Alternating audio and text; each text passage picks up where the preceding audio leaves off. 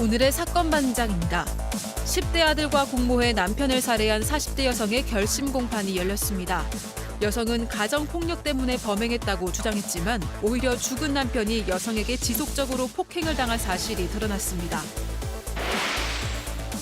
3년이나 아내를 상습 폭행한 남성이 1심에서 집행유예형을 선고받자 억울하다며 항소했습니다. 남성은 아내가 뼈가 잘 부러지는 체질이라며 무죄를 주장했습니다. 친아빠와 계모의 학대로 숨진 인천 초등학생의 친엄마가 친아빠도 공범으로 처벌해야 한다고 호소했습니다. 친모가 공개한 부검 감정서에는 아이의 양쪽 다리에서만 232개의 상처와 흉터, 딱지 등이 발견된 것으로 나타났습니다. 뾰로롱 안녕하십니까. 자, 오늘 드릴 말씀이 많아서요. 빨리빨리 시작을 하도록 하겠습니다. 예. 자, 진실 추적자 사건 반장 시작합니다. 오늘은 절기상 춘분, 낮이 길어진다는 춘분입니다. 자, 벌써 남쪽에서는 벚꽃이 폈다죠. 부산에선 지난 일요일 역대 가장 빨리 벚꽃이 폈다고 하던데 서울에서는 3월 28일 그러니까 일주일 뒤에 벚꽃을 볼 수 있다고 하더라고요. 솔로들에게는 또다시 잔혹한 시간이 이렇게 조금씩 다가오고 있습니다. 자, 그런 의미에서 오늘 출연자 소개해 올리죠. 예. 자, 이자연 기자, 백성문 변호사, 오윤성 순천향대 교수, 양지열 변호사, 그리고 예, 박준혜 수어 선생님 나오셨습니다. 안녕하세요. 안녕하세요. 안녕하세요. 오늘 왜 이렇게 힘이 없으세요, 다들? 딱해 보여서. 예? 아까 좀 전에 얘기하는데. 딱해 보여서. 아유, 별반 차이도 없잖아요, 저랑. 뭔 소리야? 이상한 큰일 날 사람이. 남남처럼 사시잖아요. 저는 선비처럼 사는 거죠. 그러시구나. 알겠습니다. 자, 사건 반장 언제 공개 방송 좀 해요. 지방 사는데 연차 쓰고 올라갈게요 하신 고구마님까지 거 한번 해보겠습니다. 예. 청주 성안길에서 아내가 무인 사진관 오픈합니다. 대박 기원 하신 아기 설아님, 올해 고등학생 올라간 딸 다인이 다음 주부터 야자 시작이래요. 화이팅 하신 정혜진님, 우리 아들이 바리스타 자격증을 땄어요. 자랑스러워요 하신 정명자님, 원보영 내 이름 좀 불러 하신 뉴질랜드의 김준경님, JMS 정명석 성대모사한 개그맨 김기수 씨, 정신 차리세요. 피해자들을 2번 죽이는 짓입니다 하신 정란님, 성이름님, 허대선님, 김정아님. 개그맨 김기수 씨가 해당 영상을 삭제를 하긴 했던데 글쎄요, 아직까지 제대로 된 사과는 않고 있더라고요. 자, 김인호님, 오늘 생일을 맞으신 에이스님, 이영옥님, 이재선님 모두 사랑합니다. 자, 재미는 물론 의리로 함께하는 아세서반 뉴스 육박. 대한민국과 전 세계 동포 가족 여러분의 시선을 모아서 출발합니다.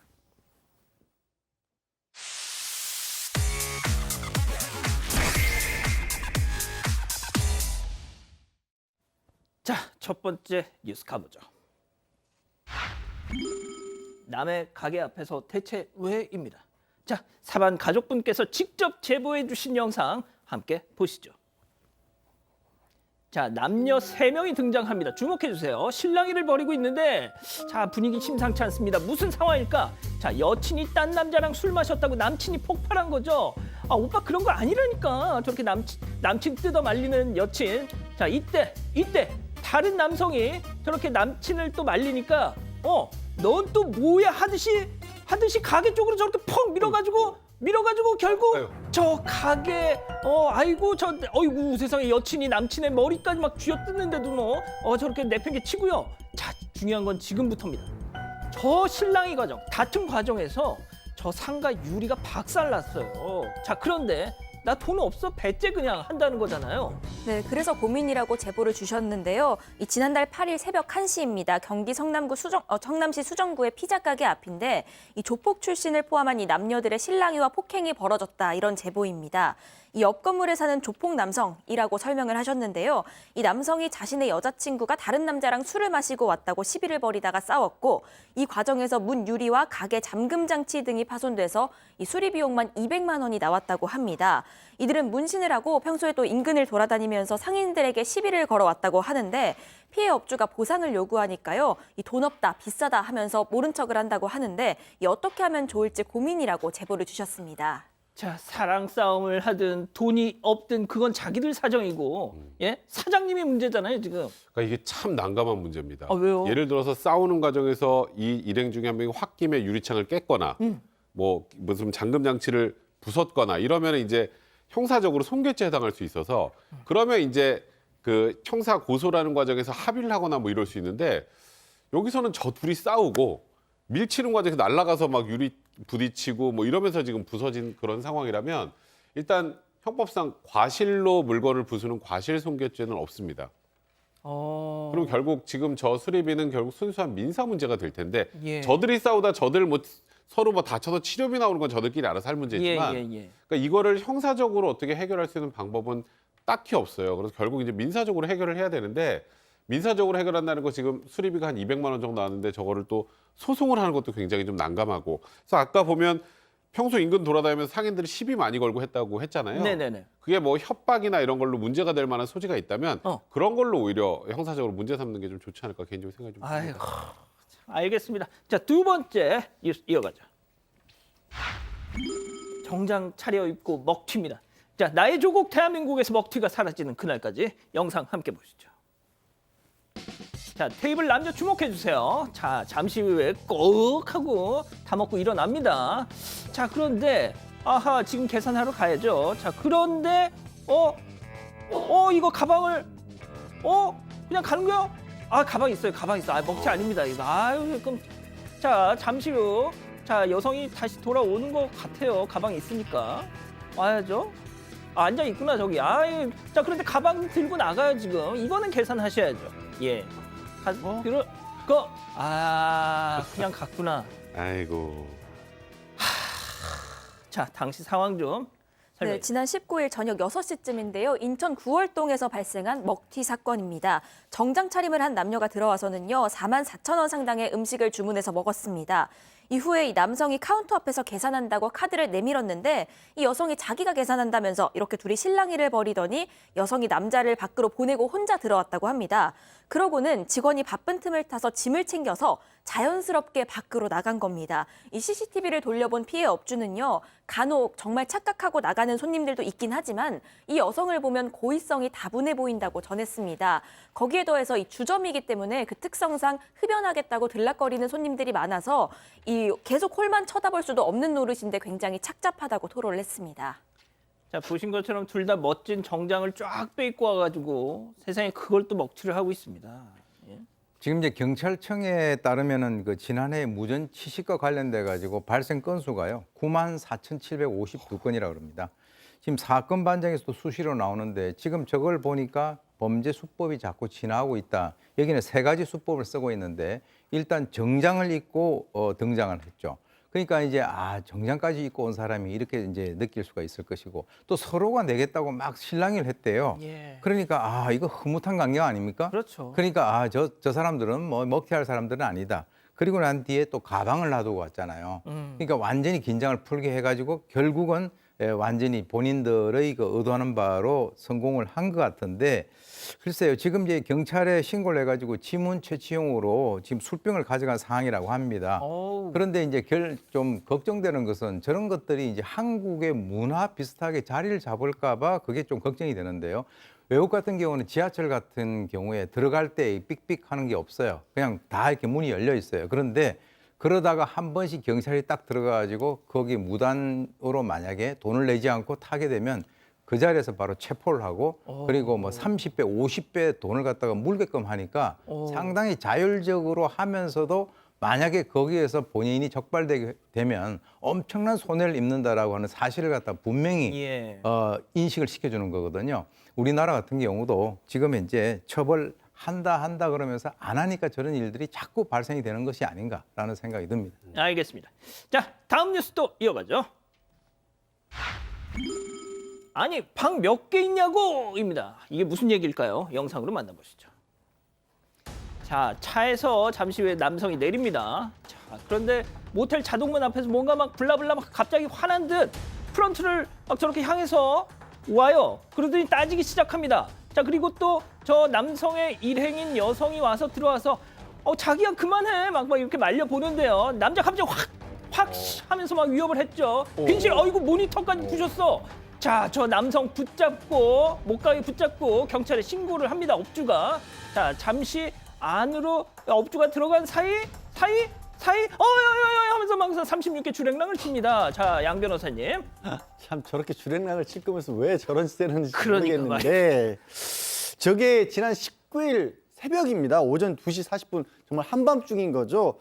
노원관 숙박업소에 남성이 나타났어요. 이 출입문 밖에서 이렇게 물어봤대요. 방이 몇 개 있냐라고 물어봤대요. 근데 방이 몇 개 있냐는 건 되게 이상한 질문이잖아요. 그래서 아니 사장님이 아니 몇 사람이나 올라 그래요? 라고 물어봤더니 또 대답을 안 하고 갑자기 욕설을 하기 시작했답니다.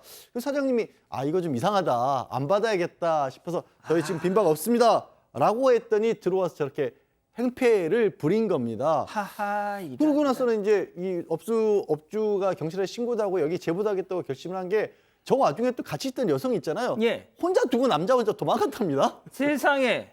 또 그 여성은 아, 지금 바람 맞췄어. 지금. 모르겠어요. 근데 그 와중에도 또 이 사장님이 저 남자 도대체 누구냐 연락처 알려달라 그러니까 그 와중에 또 저 여성은 또 남성을 보호하겠다고 생각했던지 안 알려줬다라는 아하, 거예요. 이런. 그래서 경찰에 신고도 하고 제보도 한 건데 저는 저 남성 혹시 차 운전했었는데 음주운전한 게 아닌가 또 그것도 의심스러워요. 아니 상식적으로 숙박업소에 와서 둘이 와서 방이 몇 개인지 왜 물어봅니까? 예. 자, 백 변호사님. 네. 그 남성 그 다시 한번 처음부터 좀 보여주세요. 들어왔을 때부터. 자, 보면요. 제가 이 블러를 안 친 그걸 보면은 도대체 왜 저런 사람들은 소위 일수 가방이라고 하죠. 클러치백. 아유. 아, 이거 완전 과학이야, 이 정도면. 그러니까 근데 뭐 제 순간적으로 모든 소지품 들고 뛰기 편해서 저런 건지 잘 모르겠습니다만. 아니, 왜 꼭 저런 사람들은 저걸 들고 다닐까? 그러니까요. 아 근데 또 혹시 또 저런 거 들고 다니시는 또 안 그러시는 분들도 있으니까. 아이, 그렇죠. 예. 근데 이상하게 좀 저런 분들이 많이 들긴 하더라고요. 근데 지금 보면은 뭐 프린터, 저 모니터 저기 또 사람 쪽으로 쳐가지고 지금 넘어졌죠. 그 모니터 떨어지면서 업주의 팔과 배를 또 가격하는 바람에 병원에서 전치 3주 진단까지 받았다고 합니다. 저 아이고야. 직원이. 일단은 업주는 재물손괴 혐의로 경찰에 신고 접수했다고 하는데 저건 재물손괴뿐만 아니라 참 여러 가지 범죄입니다. 일단 좀 명백한 업무 방해죠. 위력으로 업무를 방해한 거니까. 또 두 번째는 뭐 당연히 지금 프린터 부셨으니까 재물손괴고 마지막으로 지금 일단 과실치상 혐의로 고소하시려고 한다고 하는데 제가 보기엔 저건 모니터가 사람 있는 쪽으로 때려가지고 모니터 넘어진 거기 때문에 과실치상이 아니라 폭행치상 충분히 가능합니다. 어우, 대명도 좋습니다. 폭행치상 혐의로 고소할 거라고 하는데요. 저런 사람 좀 저도 아까 마지막에 좀 뛸 때 의심스러웠던 건 음주운전이 가장 의심스러운데 아, 진짜. 지금 도망갔으면 음주운전으로는 처벌하기 어렵겠습니다만 되죠. 실제로 저 사람이 술을 먹었는지 아닌지 같은 것도 아마 저 사람의 동선을 파악해보면 충분히 확인할 수 있을 겁니다. 음주운전죄로 처벌하지 못한다고 하더라도 술 먹고 저렇게 행패 부리면 조금 더 중하게 처벌될 수 있으니까 꼭 잡아서 법의 엄중함을 좀 알려줬으면 좋겠습니다. 모텔 와가지고 방 몇 개 있어요. 이거 정말 진짜 희한한 질문이었습니다. 자, 다음 뉴스 갈게요. 가짜돈 축의금 그 후입니다. 자, 지난주에 전해드린 바 있죠. 전 여친 결혼식에 찾아와서 장난감 돈을 내고 나서 밥까지 먹고 간 전 남친의 사연. 결국 그 여성이 이 가해자 사기죄로 고소를 했다고요. 네, 고소를 했습니다. 당연히 둘 모두 초대받지 않은 손님이었고요. 이 해당 사건이 알려진 뒤에 이 당사자는요, 전 남친과 초대받지 못한 그 친구 둘 모두를 고소했다고 근황을 다시 한번 전했습니다. 그러면서 고소 후에 그 친구로부터 받은 메시지를 공개를 했습니다. 그 내용이 나만 청첩장 못 받은 게 속상해서 복수하고자 그랬다. 식대와 축의금 다시 제대로 보냈으니까 고소 취하해주면 좋을 것 같다. 이런 내용이었습니다. 하지만 이 당사자는 진정성이 안 느껴지는 사과라고 했는데 그 이유는 애시당초에 이 글이 처음 화제가 됐을 당시에는요. 예. 친구가 자신의 SNS에 개나 소나 고소하는 줄 안다라면서 조롱하는 글을 올렸기 때문입니다.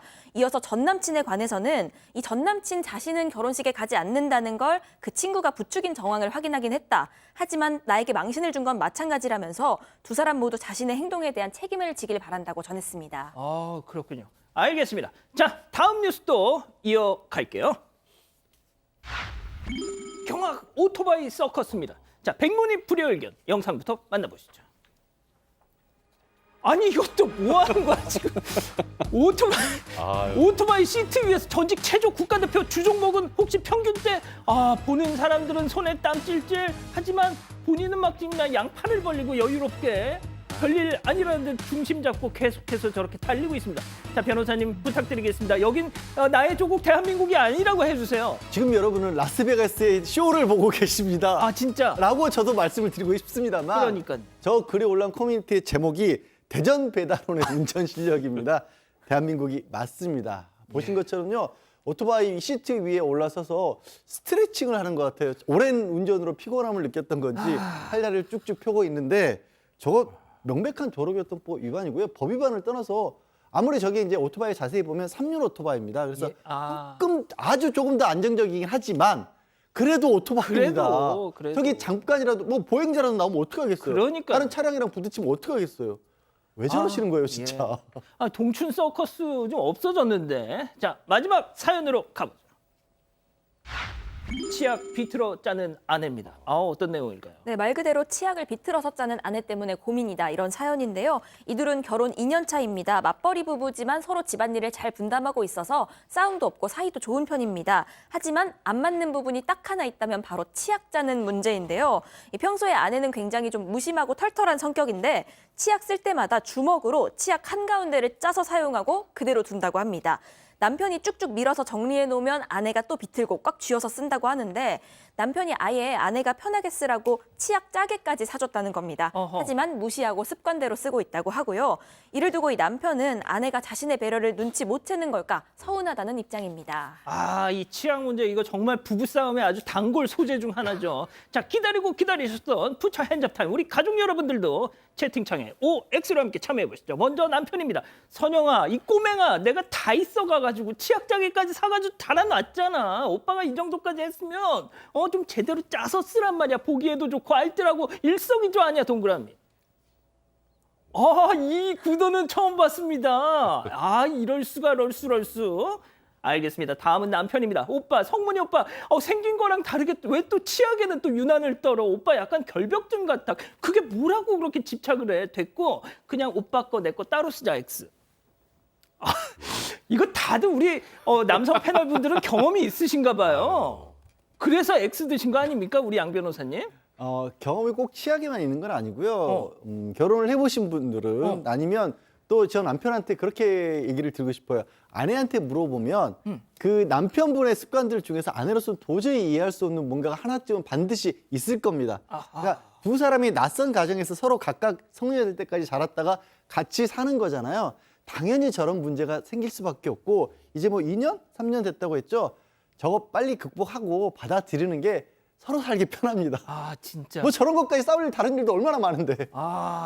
근데 제 주변에도 저거 가지고 싸웠다는 사례가 있었거든요, 교수님.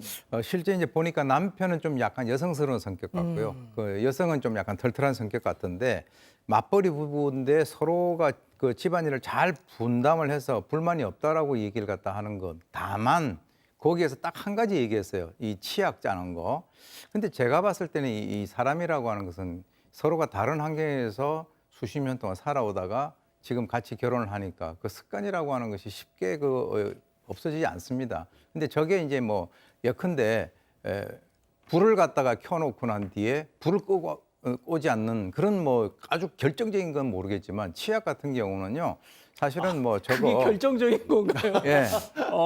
아니 예를 들어서 불을 갖다 켜놓고 불. 저는 이 전등. 전기가 예, 말고요. 전기가 예. 가스레인지. 그래서 가스레인지. 가스레인지. 저 같은 경우도 이제 수십 년 동안 양말을 이렇게 벗어놓으면 딱 이렇게 정리를 해놔야 되는데 어디에다가 이렇게 딱 이렇게 모아놓거든요. 그걸 이제 어떻게 보면 알을 깐다 이렇게 이제 그 표현을 하는데 그게 참 저도 고치려고 그러는데 잘 안 되고 있어요. 그래서 제가 볼 때는 2개를 사셔가지고 거기다 이렇게 이름표 붙여서 이름표 안 붙여도 금방 아시겠죠. 정리가 돼 있는 거는 남편 거 그리고 중간에 쿡 짠 거는 아내 거. 그 정도는 허용을 해줘도 될 것 같습니다. 우리 백 변호사님 저는 이 남편이 정말 못 참겠으면 말이라도 한번 했으면 좋겠어요. 어떤 말?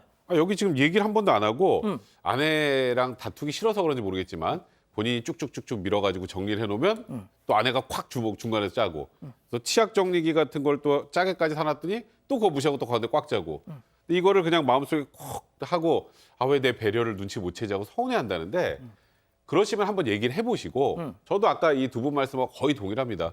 이런 것까지 싸울 거면 싸울 게 너무 많아요. 예를 들어서 저도 이제 양말 뒤집어 벗어 놓치면 아까 비슷합니다.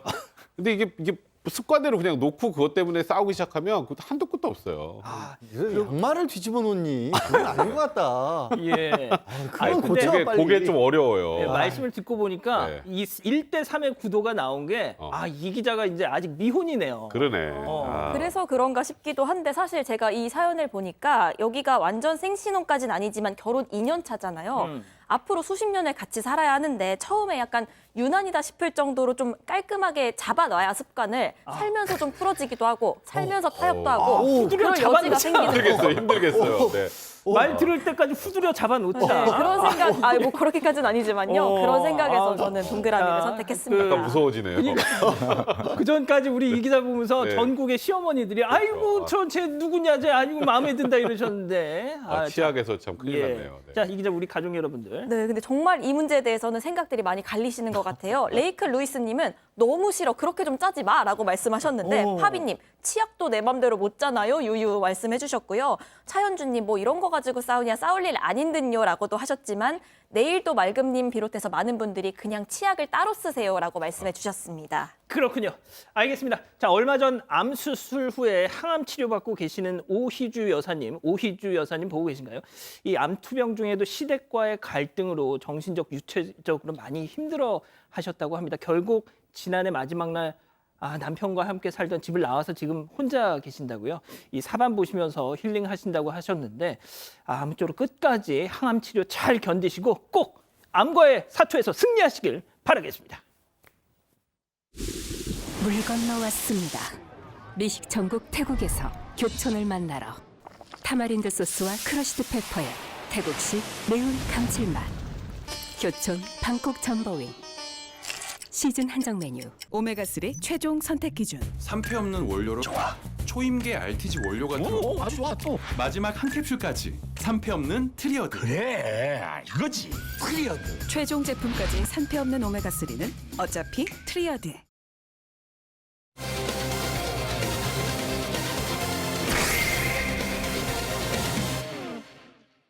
10대 아들과 공모해 남편을 살해한 40대 여성의 결심 공판이 열렸습니다. 여성은 가정폭력 때문에 범행했다고 주장했지만 오히려 죽은 남편이 여성에게 지속적으로 폭행을 당한 사실이 드러났습니다. 도대체 무슨 일이 있었던 건지 알아봅니다. 자, 저희가 몇 번 전해드렸던 사건입니다. 모자가 공모를 해서 가장을 살해한 사건. 네, 일단 이 아내는요, 아들과 함께 지난해 10월 8일에 집에서 흉기와 둔기로 남편을 살해한 혐의로 재판에 넘겨진 상황입니다.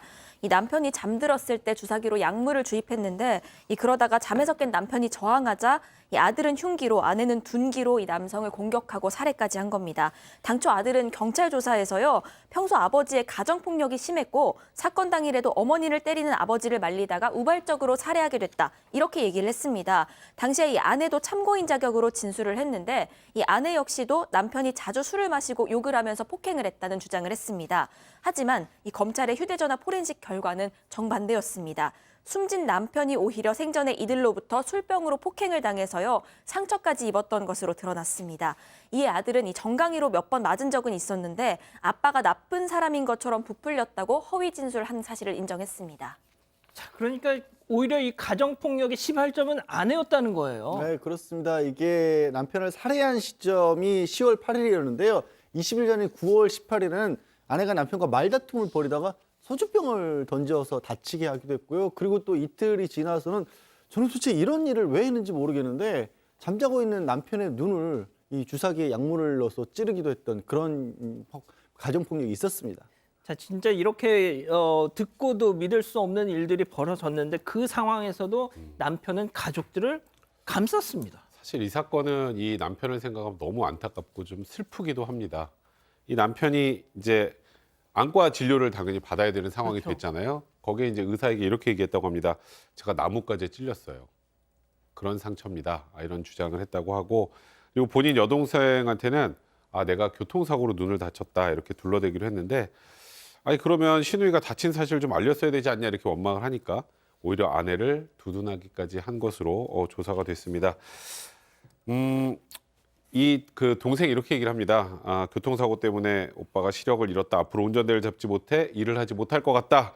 이렇게 울면서 전화를 했는데, 하지만 교통사고가 있었다는 이 남편의 얘기는 가짜였다. 교통사고 기록이 전혀 없었다. 이런 얘기까지 나온 상황이었습니다. 자신의 부인이 아내가 저지른 그 범죄를 감싸주기 위해서 여동생에게도 거짓말을 했던 겁니다. 자, 그럼 첫 번째 사건 체크포인트 짚어보죠. 그 순간까지 가족 걱정. 자, 교수님 좀 이 얘기 좀 설명 좀 해주시죠. 네, 이 그 순간이라고 하는 것은 그 다시 말씀을 드리면 죽어가는 그 순간까지도 자기를 찔렀던 그 아들과 그리고 자기 아내에 대해서 걱정을 했다라고 하는 것이 이제 검찰에서 그 조사를 하는 그 과정에서 밝혀졌다라고 하니까 사실 남편 측 그 가족들의 입장에서는 정말 피눈물 나는 그런 얘기죠. 이 가정 폭력 중에서 말이죠. 이제 그 남성이 여성을 폭력하는 그런 경우들은 많지만 또 여성이 남성을 갖다가 폭력을 해서 피해를 보는 그런 그 케이스도 발굴이 잘 되지 않아서 그렇지 의외로 많이 있는 것으로 저는 알고 있습니다. 예. 그래서 이제 아내 진술에 따르면 이 고인이 흉기에 찔린 그 상태에서 이거 아들이 감옥 가면 안 된다. 나를 병원으로 데려가라. 그리고 이제 사실 이 아내가 자기를 갖다가 살해하려고 시도한 것에 대해서는 상당히 불안해하면서도 그러면서도 끝까지 이 아내와 아들에 대해서 애정을 갖고 있었다라고 하는 그런 어떤 그 여러 가지 정황들이 조사 과정에서 밝혀졌다라고 하니까요. 글쎄요, 이분이 어떻게 보면은 그 집안에서 그 이 남편의 집안에서 봤을 때는 정말 너 너무 진짜 바보같이 했다 이렇게 얘기가 나올 정도인데 그것도 어떻게 보면은 가장으로서 자기 집안을 갖다가 좀 이렇게 보호하려고 하는 그런 본능이 발동한 것은 아닌가 이렇게 생각이 듭니다. 끝까지 아내와 아들을 보호하려는 듯한 그 정황을 보여주는 메모가 발견이 됐죠. 양 변호사님. 살해 당하기 사흘 전에 메모 노트를 쓴 거예요. 근데 그 노트에 이제 아까 이제 눈을 찌렸다고 그랬잖아요. 한 20일 전에. 그게 회복이 안 되니까 너무 고통스럽다라는 얘기를 쓰면서도 아내하고 자식을 보면 다시 힘을 얻는다라는 거예요. 저게 아까 나왔지만 눈 때문에 일을 못하는 그런 상황이었던 겁니다. 그게 고통스럽고 힘든데 그래도 어떻게든 내가 아내하고 자식 보니까 다시 힘을 내서 일을 해야지. 이런 걸 노트에 썼던 거예요. 살해당하기 3일 전에. 예. 자, 교수님께는 제가 마지막에 질문을 좀 드릴게요. 자, 그런데 이 아내라는 사람 지난해 11월부터 현재까지 매일매일 재판부에 반성문을 내고 있답니다. 그러니까 사실 이 얘기가 나온 것도 이 증인신문의 시어머니가 나오게 됐습니다. 이 시어머니 얘기로는 몇 번을 다시 생각해도 내 아들이 왜 죽어야 되는지 모르겠다. 자식을 살인자로 만들어 놓고도, 그러니까 이제 지금 본인의 손자는 지금 살인자가 된 거잖아요. 예. 살인자로 만들어 놓고도 형량의 도움을 받으려는지 며느리가 자꾸 반성문을 내는 걸 보면 피가 거꾸로 솟는다. 이런 얘기를 했습니다. 근데 아내가 보니까 지난해 11월 15일부터 현재까지 거의 매일 86차례, 그러니까 거의 매일 쓴 거 맞네요. 예. 재판부에 반성문을 제출한 것으로 지금 확인이 됐는데 정말 중요한 건 본인 스스로 반성했다는 걸 판사한테 알리는 게 중요한 게 아니라 유족에게 진심 어린 반성을 하는 게 사과라는 게 가장 중요한데 일단 형식적으로 이 아내는 최후 진술에서 시댁 식구들에게 머리 숙여 정중히 사과한다. 가정의 불행은 나 혼자 짊어졌어야 됐는데 아들에게도 고통을 줘서 미안하다 이런 진술을 하긴 했습니다만 이 진정성은 전혀 느껴지지 않았었다고 합니다. 자, 일단 선고 공판은 다음 달 14일에 열리는데 일단 검찰의 구형은 얼마나 나왔습니까? 검찰은 아내에게는 무기징역을 구형했고요. 아들에게는 징역 20년 구형을 했습니다. 하지만 아들이 중학생입니다. 그걸 감안하면 거의 최고형을 구형을 한 거고요.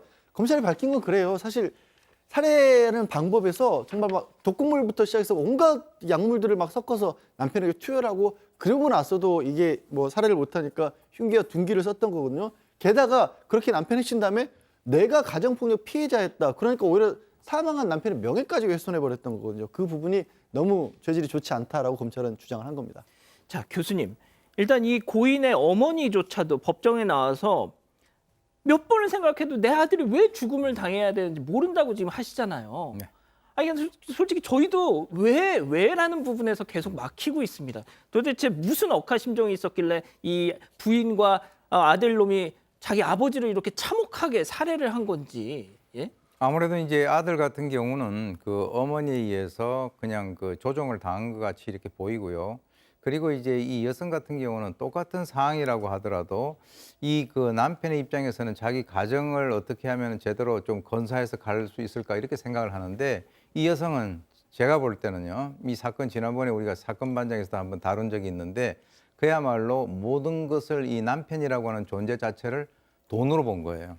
남편을 내가 어떤 식으로 저렇게 그 뭐 처리를 함으로써 나에게 떨어질 수 있는 돈, 그리고 그것을 가지고 자기 아들에게도 뭔가 약간의 어떤 이익이 있을 것이다라고 하는 그런 어떤 메시지를 주고 같이 자기 아들을 자기 남편, 즉 그 아들의 아버지를 살해하는 데 동참시켰다라고 하는 것은요. 이건 사실은 굉장히 드문, 정말 그 어머니로서는 할 수 없는 그런 기록적인 그런 사건이라고 저는 봅니다. 자, 그 유족분들께서 만약에 이 방송을 보고 계신다면 저희가 아직도 이 몇 개 비어 있는 퍼즐이 있습니다. 이에 대해서 조금 말씀을 좀 주세요. 저희한테 연락을 좀 주셨으면 좋겠습니다. 첫 번째 사건 이렇게 정리하고요. 두 번째 사건 이어갑니다.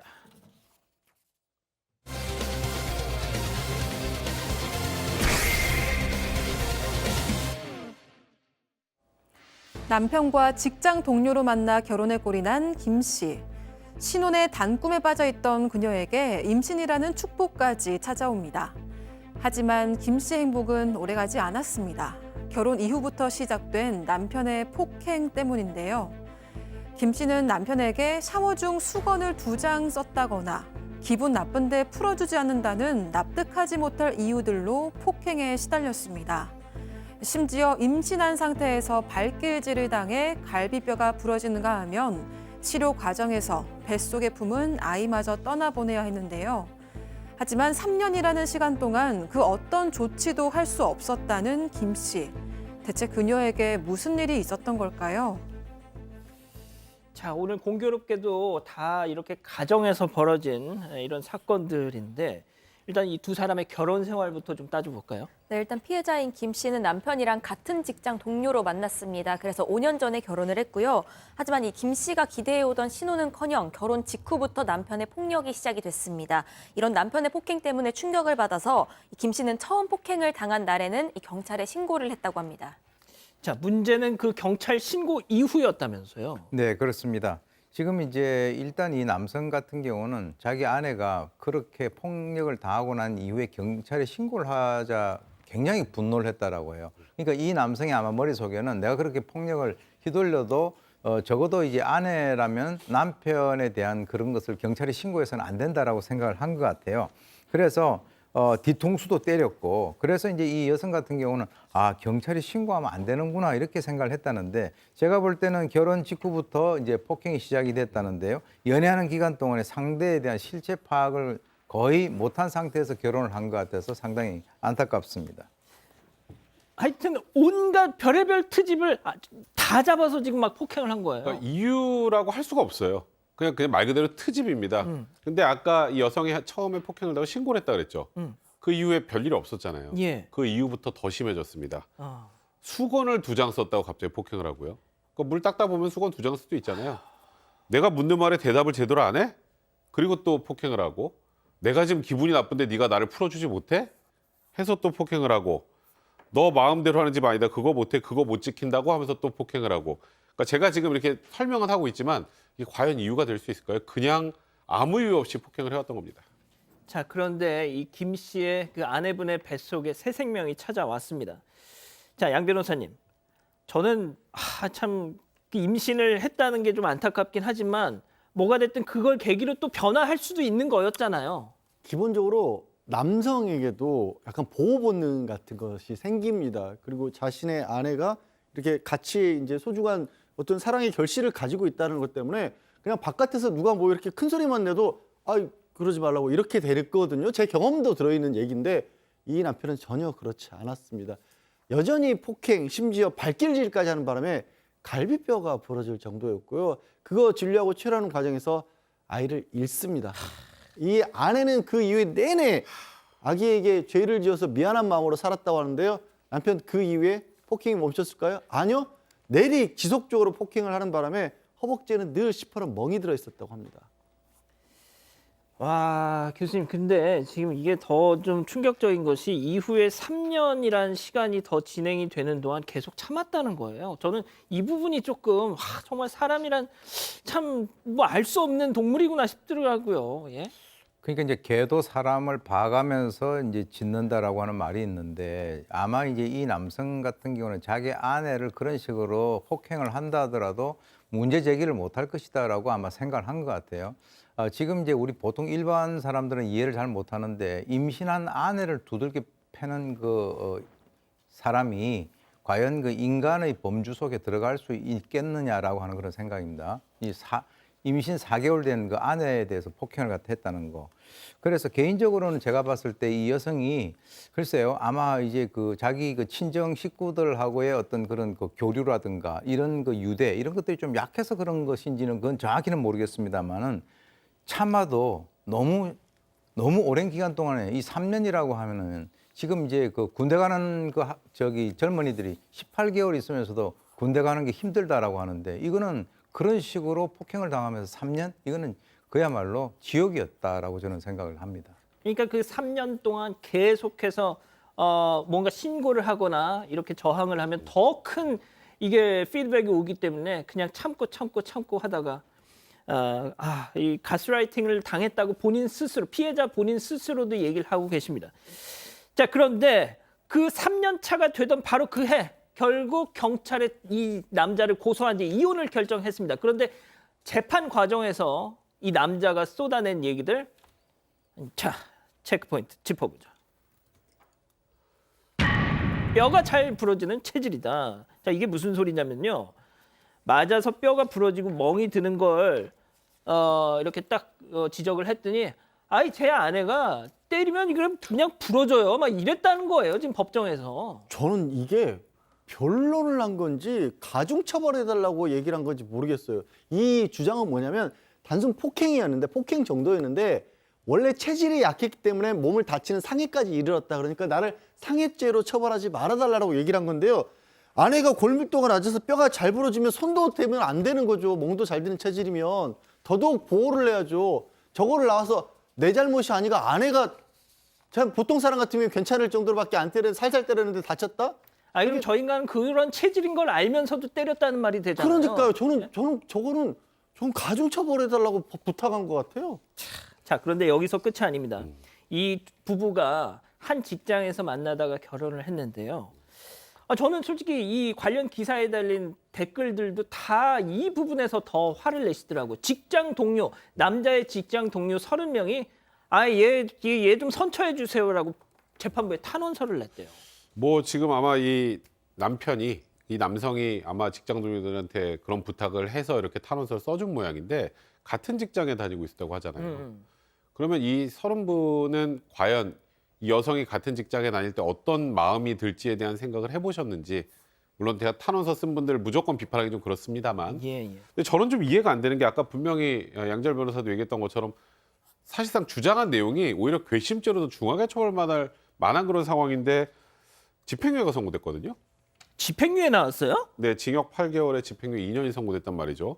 이 아내분이 지금 합의를 했는지는 명확하지 않습니다만 이 아내에게 사과문도 전달을 했고 직접 사과할 뜻도 있다라는 걸 보면 아직 합의가 안 된 것 같거든요. 그러니까 저는 일단은 이 지금 판결도 좀 납득이 안 가고 이 직장 동료 30분이 이 남성을 생각하는 것만큼 또 다른 직장 동료인 이 아내를 조금이라도 생각을 하셨는지 좀 씁쓸한 마음이 듭니다.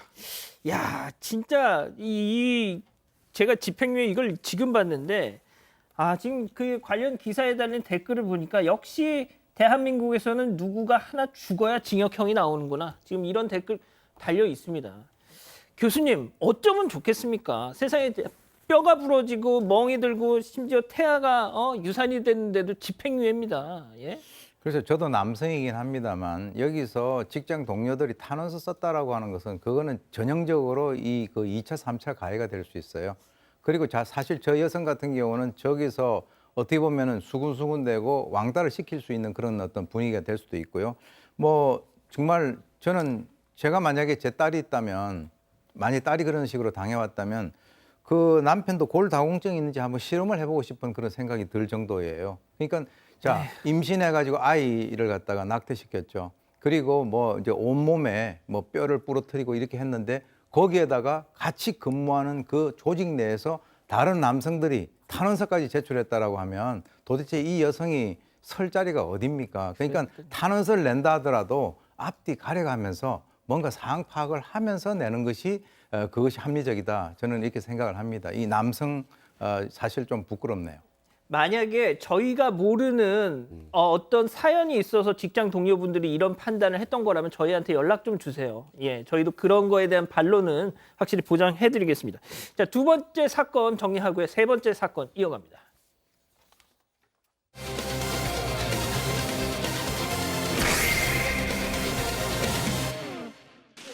친아빠와 계모의 학대로 숨진 인천 초등학생의 친엄마가 친아빠도 공범으로 처벌해야 한다고 호소했습니다. 친모가 공개한 부검 감정서에는 아이의 양쪽 다리에서만 232개의 상처와 흉터, 딱지 등이 발견된 것으로 나타났습니다.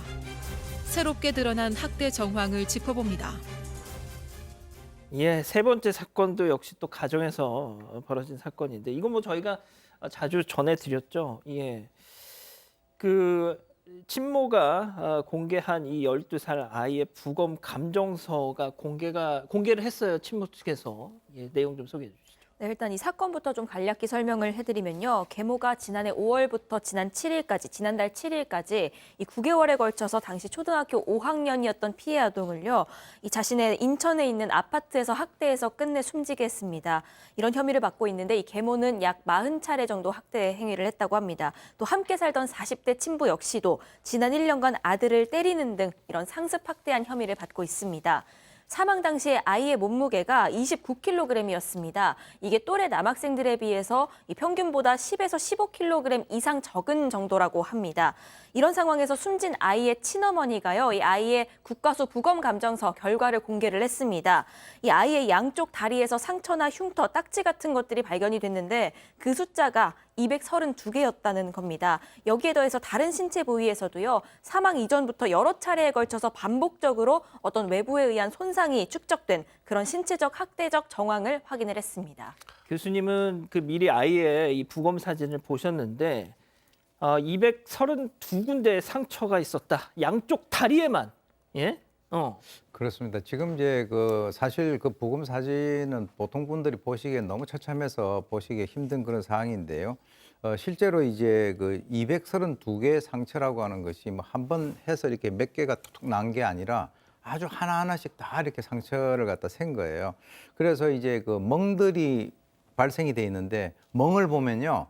이게 한꺼번에 오늘 다 이렇게 난 것인지 아니면 이게 며칠 날 또 나고 또 때려서 하나는 멍이 이제 좀 약간 사가 들어가고 또 새로 생기고 이게 다 그대로 보이거든요. 그래서 허벅지 같은 경우는 이제 뾰족한 것 같은 것으로 이렇게 찔른 그런 흔적들도 있고 또 이제 뭐 이 그 몸의 일부분에는 화상을 의심을 할 만큼 어떤 그 뭔가 불을 갖다 대 가지고 피부 변형도 이제 발생이 됐습니다.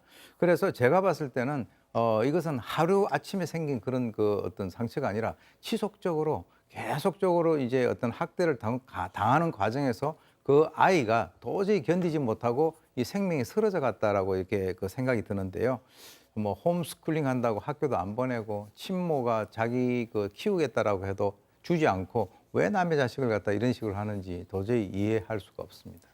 자, 그럼 여기서 친엄마, 친어머니의 얘기 잠깐 듣고 가시죠.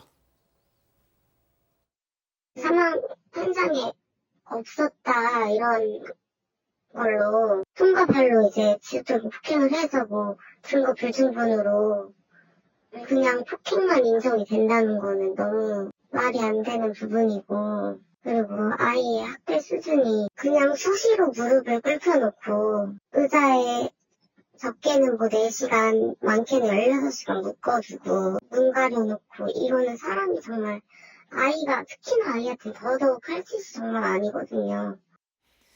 자, 양 변호사님, 진짜 이 지금 친어머니가 말씀하신 거 지하 취조실에서 보통 무슨 영화나 이런 데서 보면 고문할 때 의자에 막 사지를 다 묶어놓고 그 장면을 고스란히 이 아이한테 연출을 해. 그게 장면 공개가 됐어요. 마치 얘기하신 것처럼 전쟁포로에게 가혹행위를 하는 듯한 일을 초등학교 5학년 아이에게 했고요. 이게 영상이 탐사보도 프로그램 한 곳에서 공개가 됐습니다. 영상이 어떻게 있을 수 있었냐면 저렇게 아이를 방 안에 가둬두고 옷으로 얼굴을 가리고 손, 팔다리를 의자에 묶어놓은 겁니다. 그리고 홈캠을 설치해놓고 저 상태에 있는 아이에게 폭언과 욕설을 퍼부었던 거예요. 들여다보면서. 저는 그러니까 보고 있지 않았어도 정말 무섭지만 저렇게 아이를 만들어놓고 그걸 보고 거기다 대고 욕설을 해요? 이게 도대체 실화인지 의심스러울 정도예요. 사망 직전에 말씀하신 것처럼 16시간을 묶여 있었다라는 겁니다. 도대체 이게 무슨 억하심정이 있어서. 예?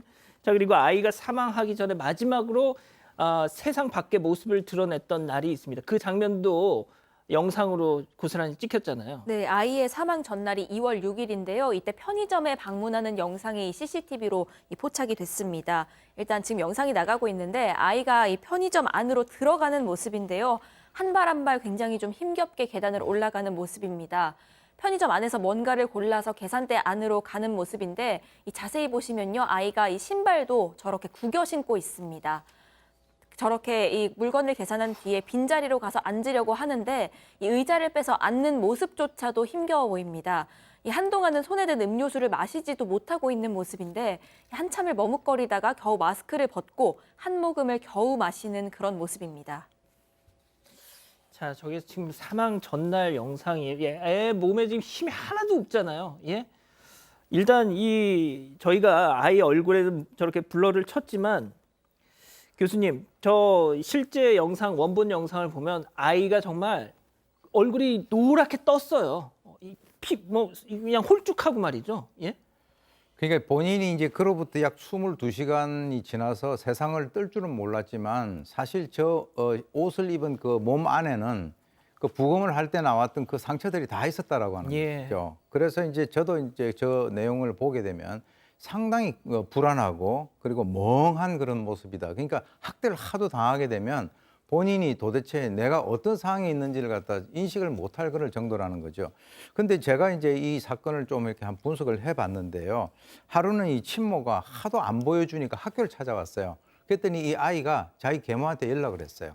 그래서 친부하고 계모가 와서 이 친모하고 막 싸우는 그런 그 상황이 있었고 또 사랑합니다라고 하는 그런 편지를 바로 자기를 죽게 만든 그 계모에게 보냈단 말이죠. 그건 뭐냐면 어머니는 자기를 도와줄 수 있는 입장이 안 되고 그리고 친부라고 하는 사람은 이 계모의 편을 들어서 자기를 갖다가 학대하는 측에 서 있으니까 그쪽에서라도 좀 잘 보여서 자기는 한번 살아보겠다라고 마지막 순간까지 노력을 한 것 같은데 정말 그 처절하지 않습니까? 자, 일단은 제가 이런 말씀까지는 안 드리려고 그랬는데 친부와 계모 신상이 다 털렸습니다. 예. 그리고 또 이런 참 이게 독실한 또 크리스찬이었어요. 저는 그게 더 충격적이었습니다. 아까 그 IPTV로 저렇게 감시하면서 저 애한테 시켰던 게 뭔지 아세요? 저 짓을 해놓고 성경 필사를 시켰습니다. 성경 필사를. 그거 쓰나 안 쓰나 그걸 벌칙으로 준 거예요, 도대체. 아니, 제가 그 사람들 그 사진을 봤더니 어디 집사님 성령 어쩌고 저 백구나 어쩜 좋습니까 이거. 그러니까 정말 저도 이 사건을 보면서 제가 이렇게 말이 잘 쉽게 나오지 않을 정도로 막 너무 안타깝고 너무 처참하고 제가 인간이라는 단어를 쓰기도 싫을 정도의 그런 사건이라는 생각이 드는데 다음 달 13일에 첫 재판이 열립니다. 그런데 그 과정에서 이제 수사 과정을 쭉 지켜보면 계모는 초기 경찰 조사에서 그 아들 몸에 멍든 거는 그 자해에서 생긴 거예요. 이런 주장을 했었고 또 나중에 이제 뭔가 본인이 했다는 게 걸리니까 그건 우리 맨날 나오는 말이 있죠. 훈육 차원에서 한 행동이다. 그리고 검찰 송치 당시에는 아들이 말을 듣지 않아서 지난해 1월부터 때리기 시작했다. 그리고 사망 당일 아이를 밀치기만 했는데 넘어져서 일어나지 않아서 남편에게 연락을 한 거다. 친부의 말은 더 황당합니다. 올해는 때리지 않았다. 일단 검찰은 계모에게는 아동학대 살해죄, 또 상습 아동학대 혐의로 기소를 했고요. 친부는 상습 아동학대와 상습 아동유기 방임 혐의로 지금 구속 기소한 상황입니다. 그러니까 친부에게는 아동학대 살해죄 혐의는 이제 인정하지 않고 이제 상습 학대 혐의로만 일단 기소를 한 상태고요.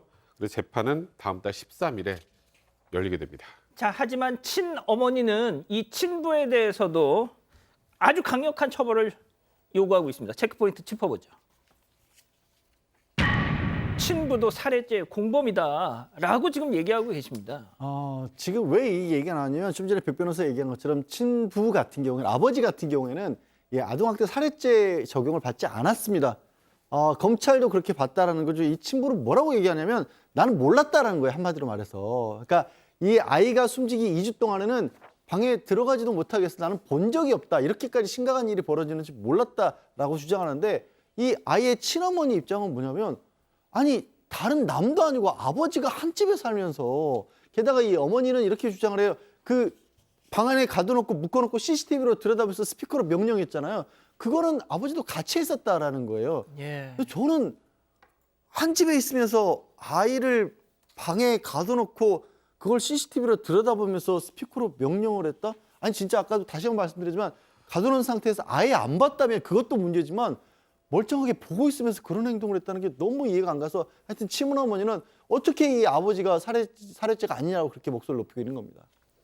자, 백 변호사님. 네. 친부도 같이 저렇게 해야죠. 네, 이게 이제 문제는 인과관계 문제도 있을 거고요. 그리고 아이가 사망한 당시에 이 친부가 현장에 있지 않았기 때문에 법적으로는 예. 아동학대 살해죄를 적용하기가 좀 쉽지 않습니다. 검찰도 그러니까 이렇게 정말 천일공노할 행동을 했음에도 불구하고 이런 아동학대 살해 혐의로 이제 기소를 못한 건데, 근데 다만 기소는 그렇게 못했지만 예. 아동학대 관련된 상습 아동학대 뭐 상습 유기 이런 것으로도 그 법이 정한 최고형을 선고하면 그래도 높은 형량을 받을 수 있습니다. 그런 부분들이라도 최소한 가만히 둬야 될 것 같습니다. 아, 진짜 이거 말이죠. 지금 친부란 사람은 이렇게 심각할 줄 몰랐어요. 면피를 하면서 자기 그 새 와이프한테 모든 걸 다 책임을 지금 넘기고 있습니다. 이런 인간들 말이죠. 정말 저희가 아무튼 계속해서 재판이 진행되면서 좀 추적을 하겠습니다. 자, 오늘 사건 일단 이 정도로 정리하고요. 사건 연구소 이어갑니다.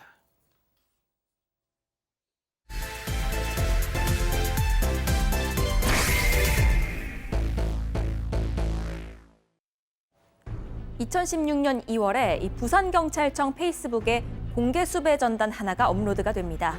지금 보시는 바로 이 사진인데요. 이 빨간 모자를 쓰고 있는 남성과 두 여성, 이들을 찾기 위해서 시민들의 도움을 요청한다, 이런 내용입니다. 이 세 명의 정체는 바로 미제로 남아있던 부산 태양다방 종업원 살인 사건의 유력한 용의자들입니다. 15년 전 사건이었지만 곧이어 이들이 누군지 알 것 같다는 결정적인 제보가 들어오고 경찰은 한 달 만에 범인을 잡아냅니다. 하지만 쉽게 풀릴 것 같던 이 사건은요, 꼬여버린 실처럼 좀처럼 풀리질 않았습니다. 오늘 사건 연구소는 태양다방 종업원 살인 사건을 파헤쳐봅니다.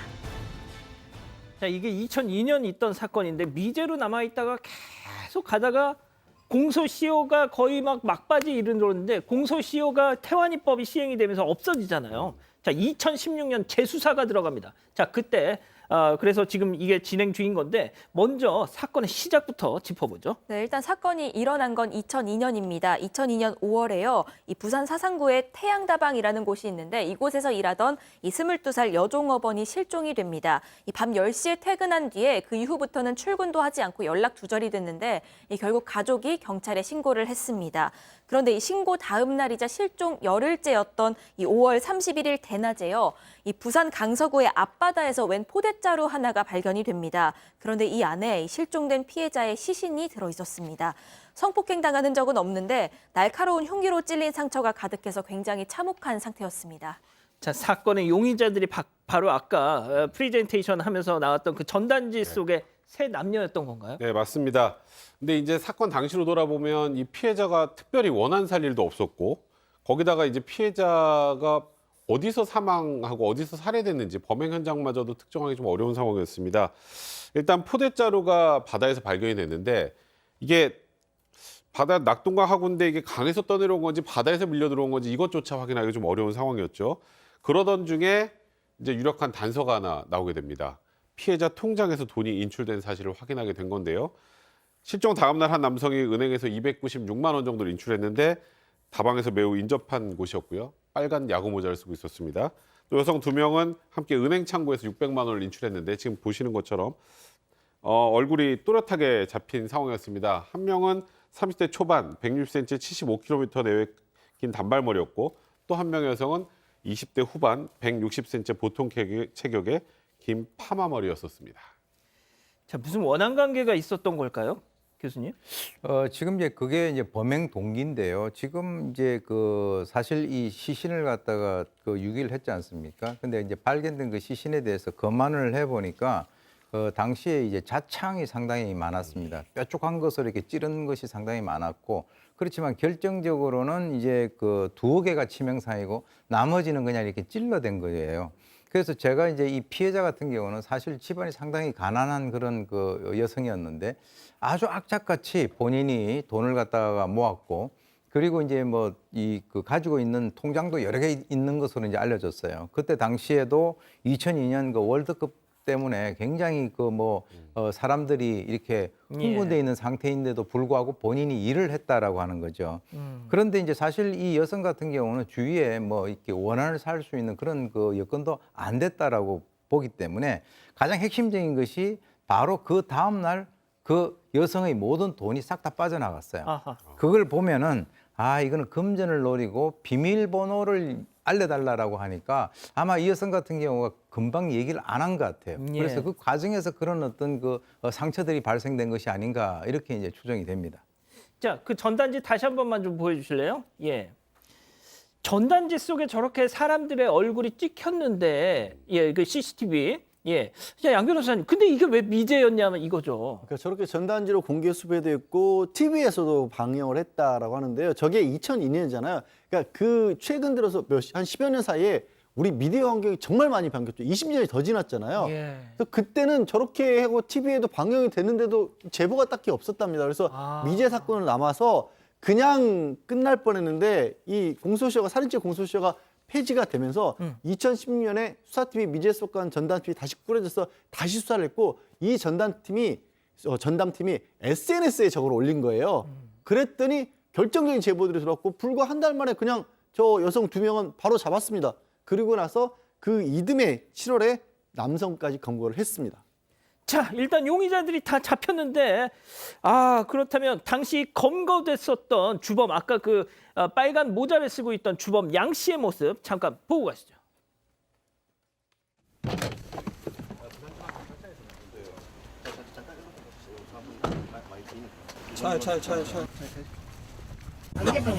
예, 너 들을 테니까 일단 타시고.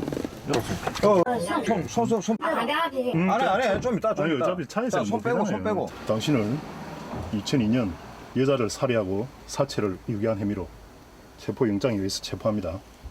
영장 나왔습니까? 당신은 변호인을 선임할 수 있는 권리가 있고 아직 뭐 통화하고 잠깐 있습니다. 자, 일단 수갑실 일단 내가 탔다 아닙니까 지금? 아 진짜. 조용히 하시고 지금 체포 상태라니까요. 영장은 뭡시다. 가만히 있어보세요 그래. 감사합니다. 참 이 체포된 사람이 뭐라 체포할 때 무슨 담배를 핀다고 지금 장난한 거예요 지금?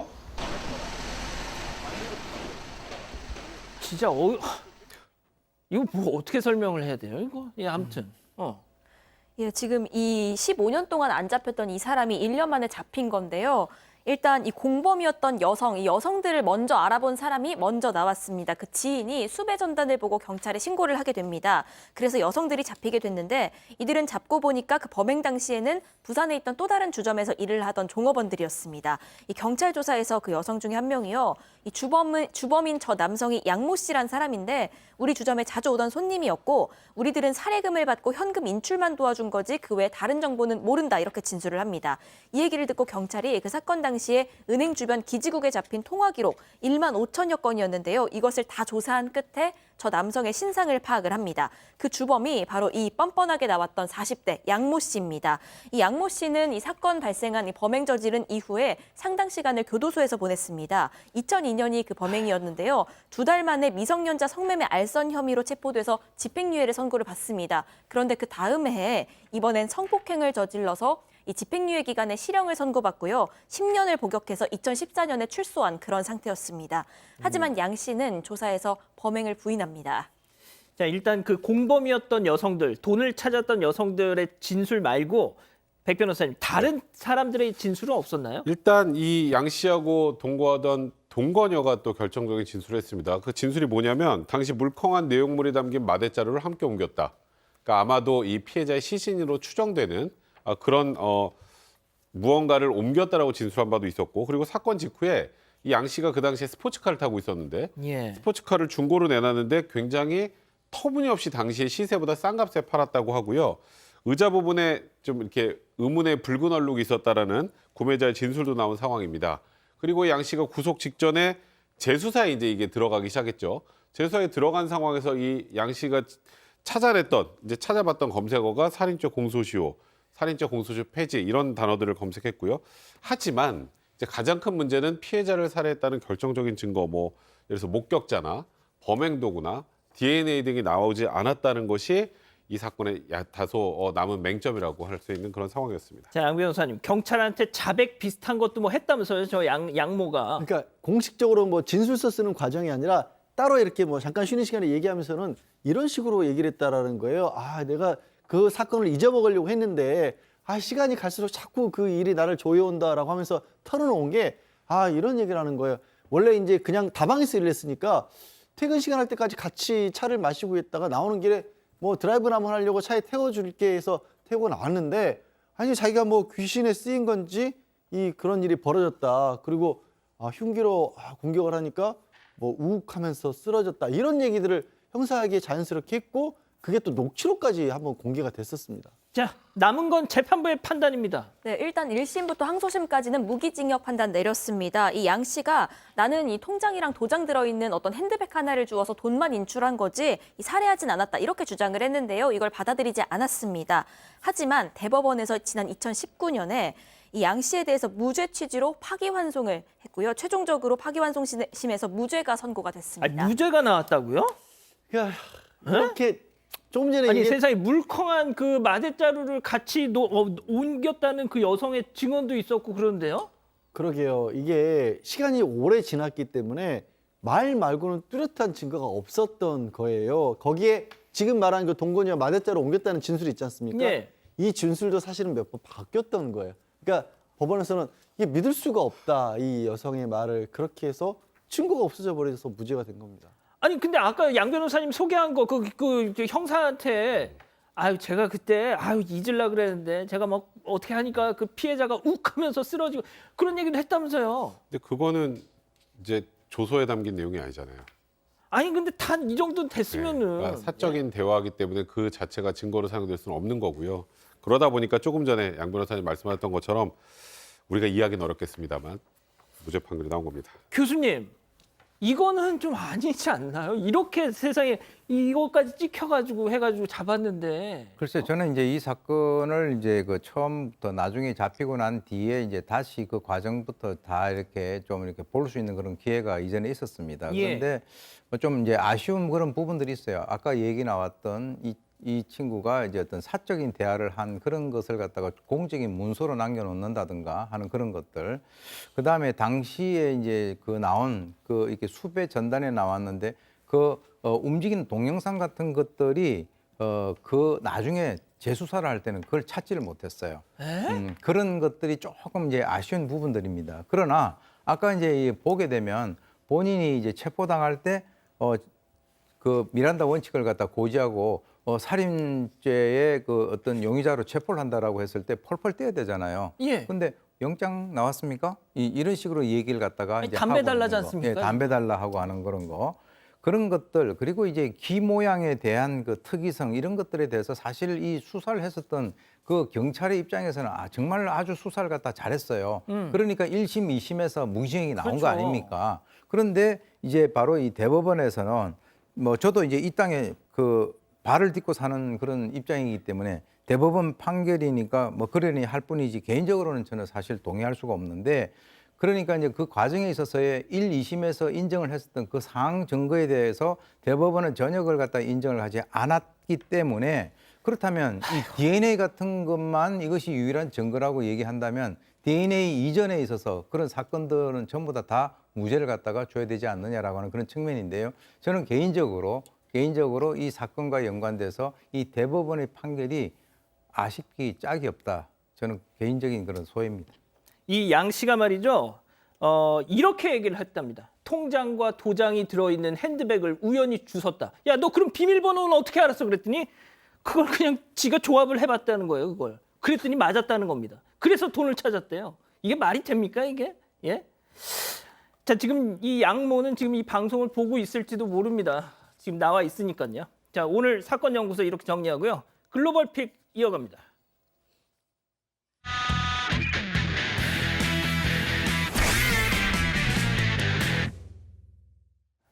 자, 오늘 첫 번째 픽 미국으로 가보시죠. 네, 한 남성이 빠르게 뛰어옵니다. 그런데 한 행인이 달려오는 남성을 온몸으로 막아서 더 가지 못하게 잡습니다. 행인은 이 남성의 옷자락을 꼭 쥐고는 경찰에게 다가가는데요. 무슨 영문인지 뛰어오던 남성은 그대로 경찰에게 체포가 됩니다. 남성을 잡은 행인은 아무렇지도 않다는 듯이 자리를 떠납니다.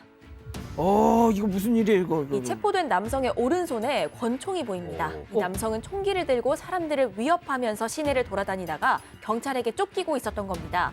길을 걷다 이 장면을 본 행인은요, 주저하지 않고 남성을 잡는 데 도움을 줬던 거죠.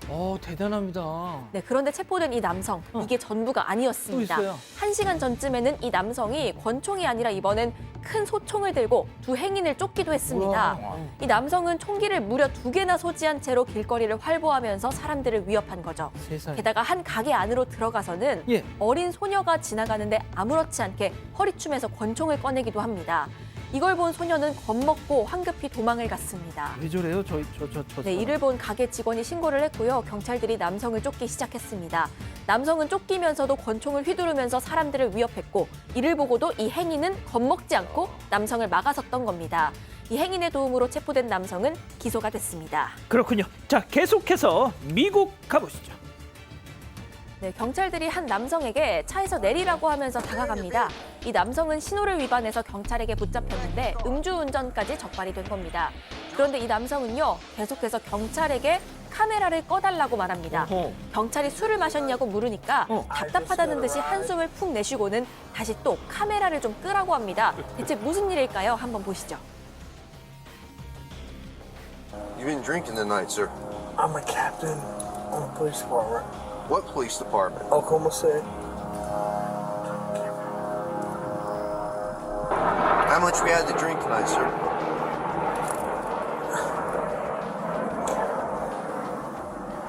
Please. Huh?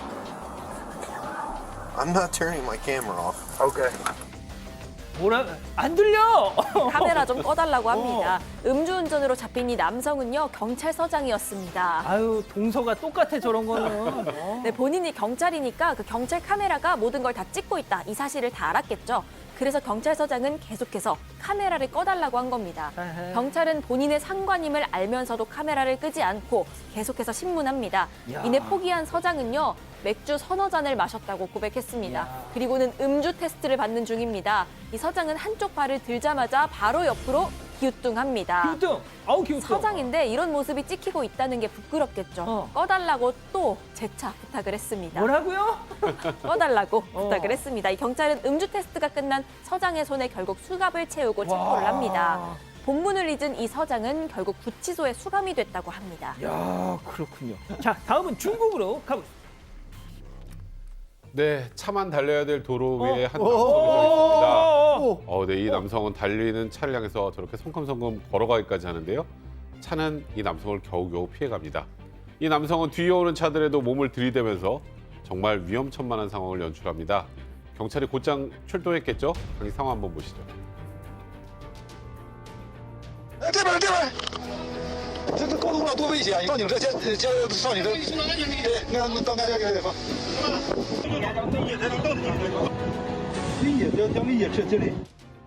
네, 알고 보니 이 남성 10대 소년이었습니다. 소년은 이름은 뭐냐, 어디 사냐는 경찰들의 질문에도 다 모른다면서 협조하지 않았다고 합니다. 경찰은 위험한 행동을 한 소년을 한바탕 크게 혼내고 경찰차에 태웠다고 합니다. 쟤 왜 저랬대요? 이 소년은 스스로 정신질환을 앓고 있었다고 말했습니다. 소년의 신원을 확인해 보니까 소년의 부모는 이혼을 했고 할아버지와 힘든 생활을 이어가고 있었다고 합니다. 어린 나이 힘든 생활의 압박감을 이겨내지 못하고 결국 극단적 선택을 하려고 이렇게 도로 위에 올랐던 겁니다. 경찰은 소년을 잘 타이는 후에 경찰차에 태워 소년이 살던 동네로 데려다 줬다고 합니다. 예, 아무튼 이후로도 아무 일 없었기를 기원하면서 사랑하는 사건 반장 가족 여러분 행복한 밤 보내시고요. 저희는 내일도 별이 6개 판 4반 6반 저녁 6시 반 다시 옵니다. 안녕히 계십시오.